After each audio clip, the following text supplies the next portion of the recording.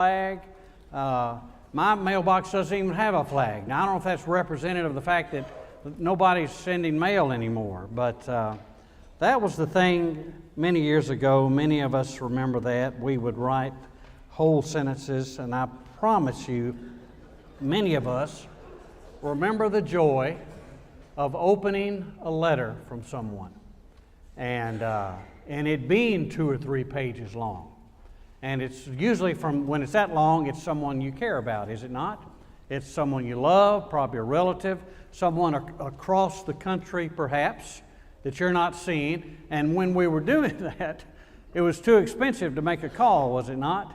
Most of us had one phone maybe in the house. It was on the wall, and long distance, even across the state up to Oklahoma, was an expense and so forth. So nowadays, what do we have? Look at all our options. Email. I can text someone even in another country. Immediately they get that message. FaceTime. I did a Zoom call with some guys the other night, and just all the opportunities now of communicating that we did not have before, and all to say the intent of a letter was very important and very precious. Because again, the sender took some time to communicate with us. So you see, a letter, we could say, is where you put your heart on paper. It's where you were expressing your emotions. And you could be general. I mean, it might be a letter simply about the weather, or it might be about the activities that you've had.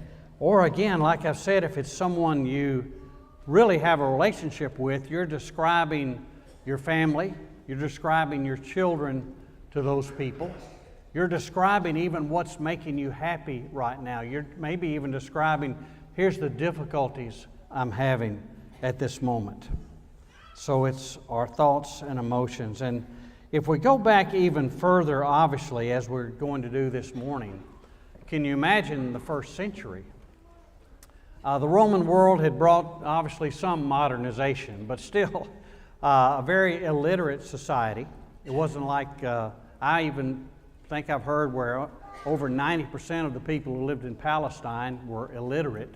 And so they were not sending letters out to each other.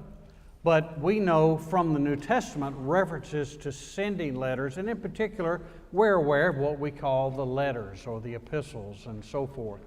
And so maybe up to 20, may be stretching it, but we could call almost 20 of the 27 books of the New Testament, could call letters, as opposed to the book of Acts, which is more of a history, and the Gospels and so forth. But Paul uses the term as a means for himself. In Colossians 4, he references what he's describing this letter to Colossae, and he talks about another letter that he sent to Laodicea in verse 16. He says, when this letter has been read among you, he calls it, it's translated as a letter, see that it is also read to the church at Laodicea, and see that you read the letter I wrote them.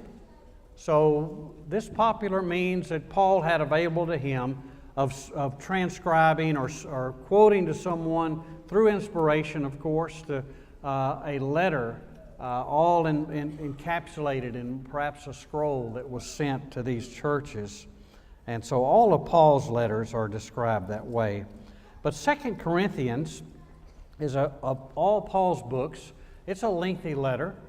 And he greets it as Paul and Timothy, giving greetings to the church at Corinth. But it's likely described as Paul's most personal letter. And as I said, when you and I wrote a letter of any length, if we have before, we're generally getting personal. We're talking about ourselves, and we're talking about what's going on, and maybe what our troubles and trials are. And that's exactly what 2 Corinthians is. It is a difficult letter, and Paul is describing some real troubles that he's having within himself as who they think he is.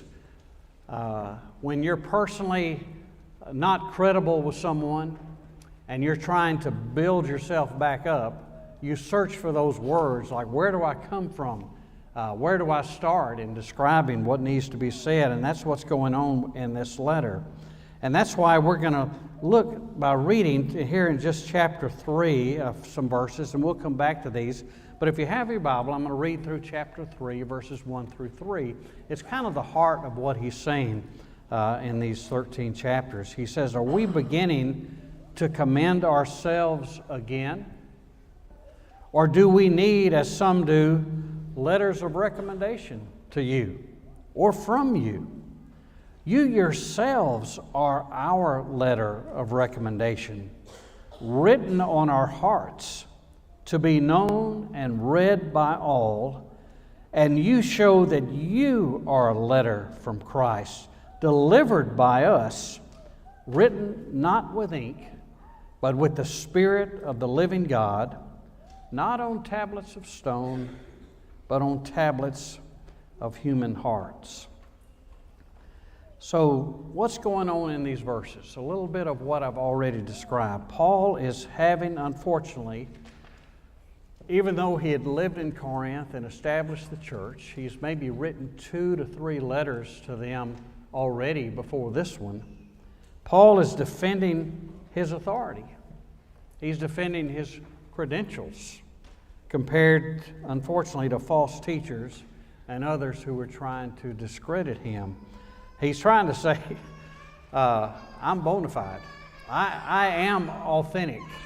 I am not giving you any false pretenses about who I am and what I've come to do and how you were established. The things that I taught you are true and real and should be put into be practiced. He's not trying to say, I'm the big man here. I have all the authority. He's trying to come across in a humane way in building himself back up. But let's look again at the passage. Look again at verse 1. Are we beginning to commend ourselves again? In other words, do I have to keep trying to show to you my authority? And he said, I'm not trying to do that.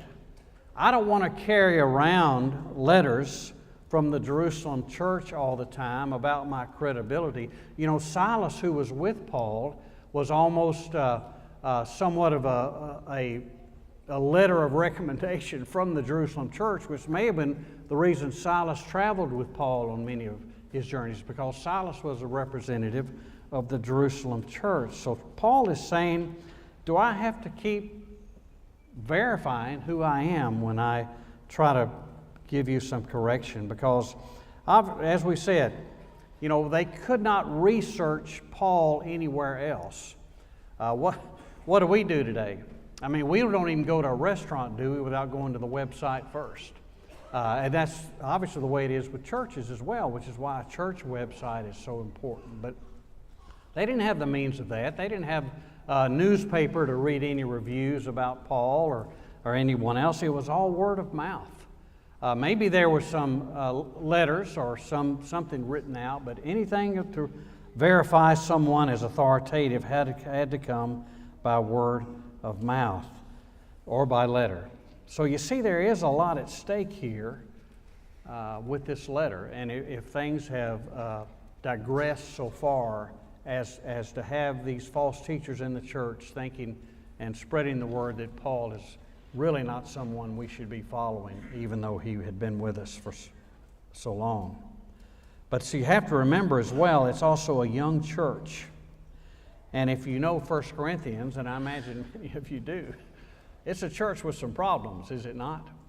So when you add this to the problems they already had, people who are destroying the character and the motives of Paul, you see the difficulty Paul is in and why this letter is so personal. So these words, commend and recommend, are common to leaders and teachers of that time. Paul is using some terminology that as a leader. In fact, when you look at some other places in the book, chapter 5, verses 11 and 12, he touches on this again. He says, therefore, knowing the fear of the Lord, we persuade others, but what we are is known to God, and I hope it is known also to your conscience, we are not commending ourselves to you again, but giving you cause to boast about us. In other words, just the opposite, so that you may be able to answer those who boast about outward appearance and not about what is in the heart. And then over in chapter 10,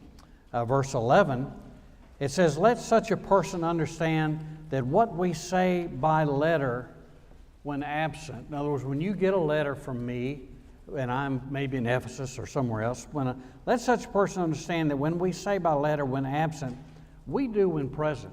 I am that type of person whether I'm with you or not. And notice verse 12.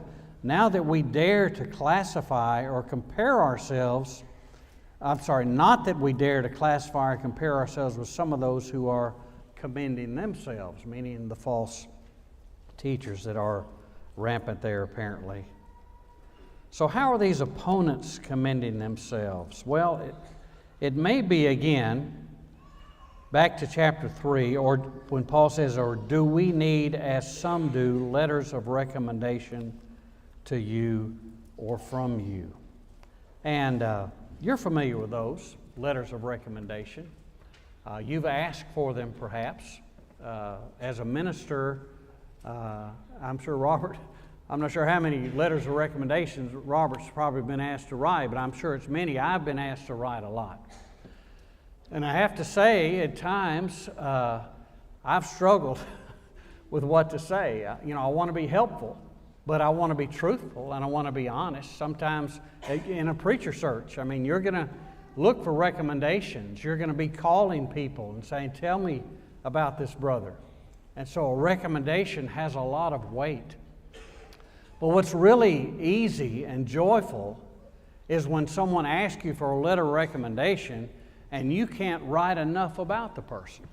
In other words, there is so much good that you want to say. In fact, that's been my problem at times.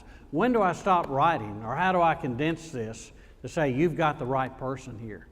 And that's sometimes the blessing or the dilemma that comes in what we would call a letter of recommendation. And so Paul is saying, do you want proof of my credentials, or do you wonder if God is really behind my work? Well, what he does, he turns the tables, does he not? You know what he says? He says, you're the proof. You are my letter of recommendation. You're my credentials, the life that you're living.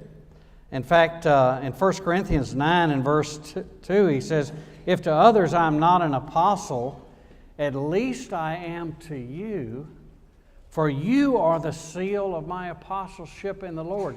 In the first letter, they were doubting the rumor about him really being an apostle, and Paul was able to say, well, at least you know I am, because of the way that I've been among you. So to the Corinthian church, you are the proof that I am an apostle. You know, it's interesting in Jeremiah chapter 31, this idea of a letter being written on our hearts, as Paul references here in this passage, that's where a letter truly resides. And in fact, that was in that great prophecy in Jeremiah 31 and verse 33, when he talks about the new covenant, the new kingdom that's coming. I will put my law within them, and I will write it on their hearts, which is exactly what this verse 3 says in 2 Corinthians 3, because the heart is a metaphor, is it not, for the center of life. We use the word heart to describe our deepest emotions, the functioning of our soul. And Paul says, this letter, you, as Christians in Corinth, are a letter that is read and known by all, and all the world can see the work of God through Paul, the credentials of Paul, by observing the followers of Christ in Corinth. In other words, everywhere they go, the work of Christ is seen. It's seen through everything they do, and Paul's credentials are upheld.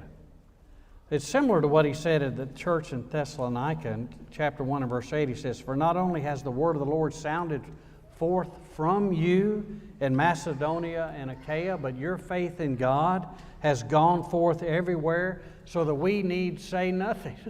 Or we can kind of back off because of the work you're doing and what you've become and how you've enhanced your ministry through the receiving of what we taught you. So this morning, just 3 kind of quick questions for us as we examine ourselves in light of what Paul is saying. Maybe even as a congregation, I would think any congregation could almost ask themselves the same thing this morning.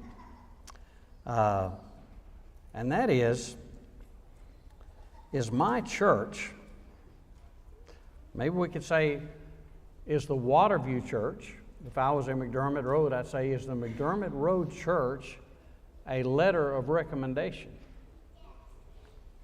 Would we use my church, our congregation, our church family, as a letter of recommendation? Is this where you would bring someone to say, see, just read this body of people. Just tell me what they're saying. Tell me what you're observing. Tell me what you're getting from what they're saying or what they're emitting, you might say. Or you might say, can't you see and read?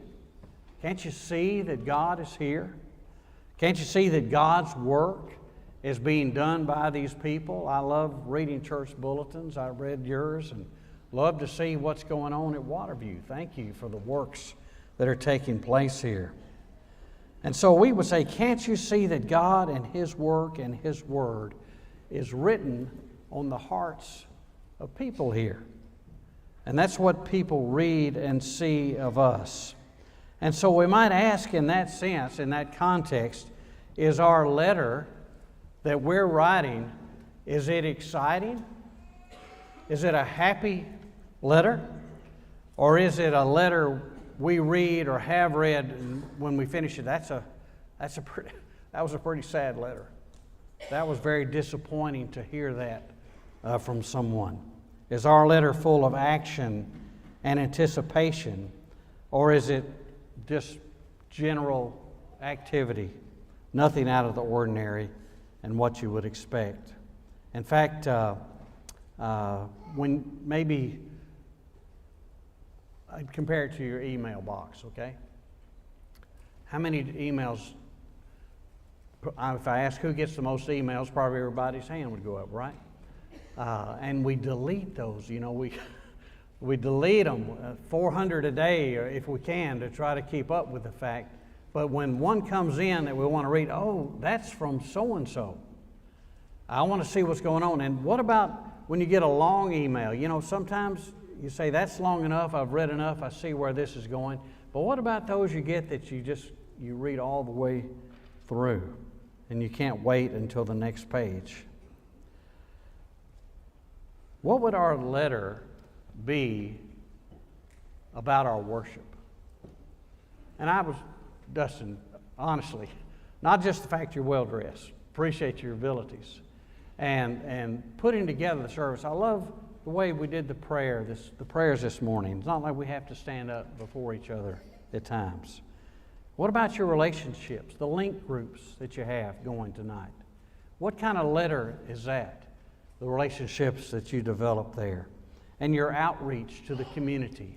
What's happening there that is something to be seen? When you look again at verse 3 of chapter 3, it says, and you show that you are a letter from Christ, delivered by us, written not with ink, but with the Spirit of the living God, not on tablets of stone, but on tablets of human hearts. There's a contrast of Paul with this letter. He says the letter, verse 3, and you show that you are a letter. He doesn't say from Paul, does he? He says you show that you are a letter from Christ, delivered by us. We were just the deliverers of this letter, of this relationship. We help cause the relationship, the planting and the watering. But Christ is the one giving the increase. Christ is the one written on your hearts. So I remember getting letters like that, where you just couldn't wait to read it and who it's from and the excitement of hearing the news. But wow, Paul is saying, you know what? You're a letter from Jesus Christ. People can't wait to see that. People should see what's there behind this life that you're living. I used to get a letter from my mother and father in college. And I'm ashamed to admit, because Mike could say it was their fault. It usually had money in it, okay? Maybe a $20 bill. Like, okay, I got a letter from Mom and Dad. I read the letter, of course. Have you ever seen a war movie when it's mail call? And they're calling out people's names and how those guys are diving for that letter because they've got a letter from home or from someone they love. And Paul is saying that's the way a letter from Jesus Christ should be, that people can see and want to have. It's a letter that is precious, but its meaning is found in the relationship of the writer. Christ is the letter. We are the letter. Paul was just kind of the postman, and he helped Christ write this letter on human hearts, not with ink, but with the Spirit of the living God. Even in the Old Testament, Ezekiel chapter 36 and verse 26, it says, I will give you a new heart, and a new spirit I will put within you, and I will remove the heart of stone from you and give you a heart of flesh. In other words, something that can be influenced, not a stone heart, a real heart, one that can be written on and needs to be shown to people. So secondly, when do you send a letter like that? When are you sending that kind of letter that Paul is describing here? I happened to serve a term in the military, and when I went off to a long training school in Biloxi, Mississippi, I told Laura, I said, I'm going to write you every day. I was there about 3 months. It was like one of those New Year's resolutions, though, unfortunately. I did write her every day for about a month, and I found my days were fairly routine. So after a while, she was getting kind of those emails that tended to be redundant. But I tried to do that. I tried to give her a letter every day. The point being, the fact that this letter that you've allowed Christ to write on your heart.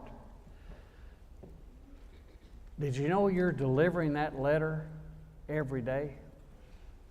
You're delivering that letter today to somebody.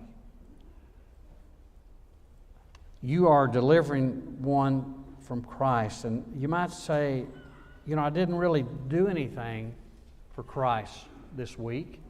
I didn't really feel Christ in my heart today. Well, you know what? That's the letter that you sent.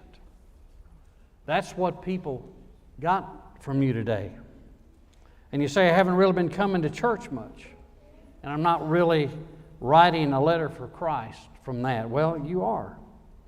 You're writing a letter that says Christ is really taking second place in my life at the moment. And that's what people are reading. That's what people are seeing from you. You deliver this letter every day, and somebody is getting it. So what type of letter are you writing? What did you write this week? What did you write last night to anybody? And I don't mean on paper. I mean, what did they see from you that Jesus Christ delivered through you to someone else? Maybe even this morning, or this afternoon, or tomorrow. This letter my sister wrote to me 50 years ago. I was on a trip that influenced me really to go into ministry. I was only 18, and I was doing a door knocking campaign in Glendive, Montana. And my sister, 2 years older, wrote me. She expresses a lot of things, but her last paragraph is from Genesis. She says, read Genesis 31:49 and know that it's my prayer for you every night that you're away. Let your light shine, brother, ! Here's what Genesis 31:49 says.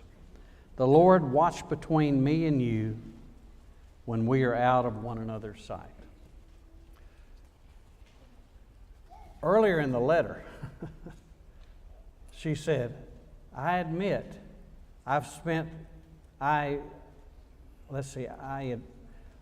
she says, I know that there have been lots of times when I've let you down, and I'm sorry for that. But I do think that you're the greatest, and I thank God every night for giving me a brother like you.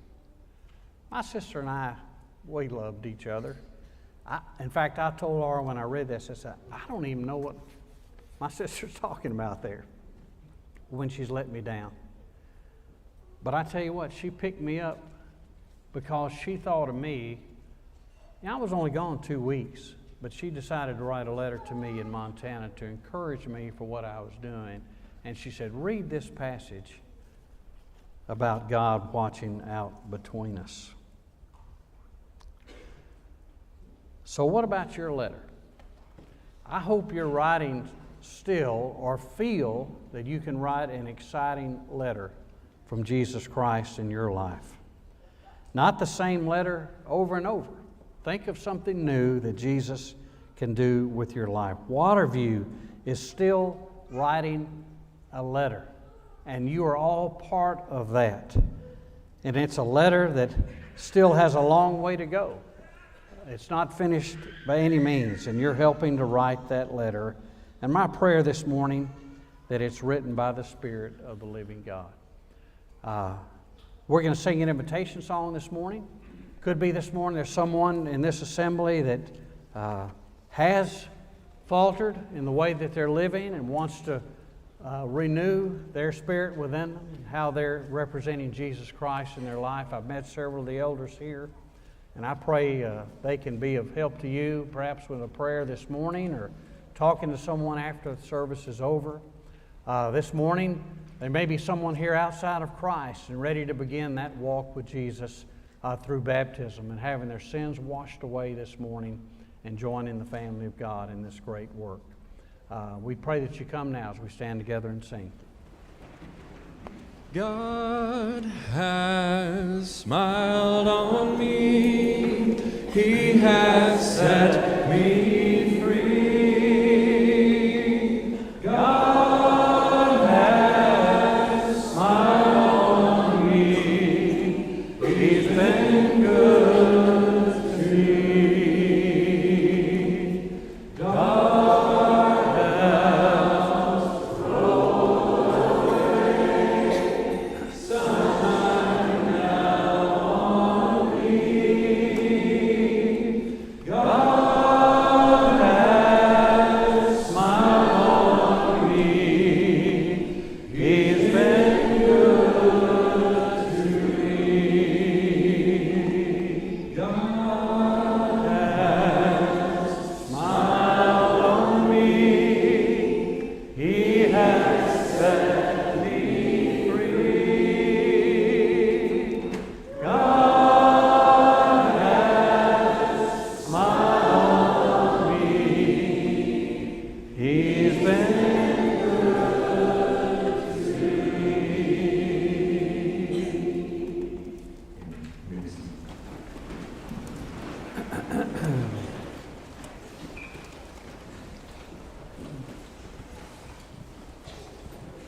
Has God smiled on you today? Amen. I woke up nervous this morning, as I often do. But from the moment I set foot in this building, I've been excited. We had a good Bible class this morning. Jim Alexander led a great discussion from 2 Corinthians, of all places. And then I came in the auditorium, and I think it's a good number in the crowd. I'm not good at estimating numbers, but I'd say it's more than 50 and less than the national debt. But it seemed, and then I know, of course, in the virtual balcony that we have more. I can imagine the others that are out there. So I'm excited to be here, and I want to thank. It's not just about, I've enjoyed